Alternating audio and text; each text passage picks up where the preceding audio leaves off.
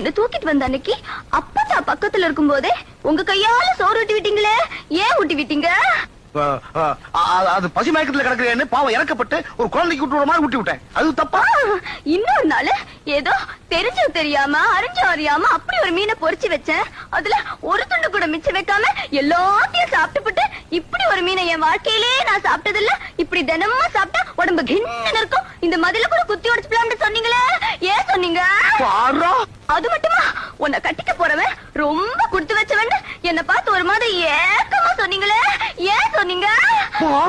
அதெல்லாம் போட்டோம். இப்ப இப்ப எல்லாரும் கண்ணு முன்னாலையும் கட்டின பொண்டாட்டிய கைய பிடிச்சு இழுத்துட்டு போற மாதிரி தர தர தர தர தர இழுத்துட்டு போனீங்களே, ஏன் இழுத்துட்டு போனீங்க? இப்படி செய்யறதெல்லாம் செஞ்சு ஒரு பொண்ணு மனசுல ஆசையை வளர்த்துட்டு உன்னை தொட்டேனா உன்னை பார்த்தேனாங்கிறீங்களே, தொட்டா தேனாக்கும் பார்த்தா தேனாக்கும். நீங்க சொன்ன ஒவ்வொரு வார்த்தையும் அம்பு மாதிரி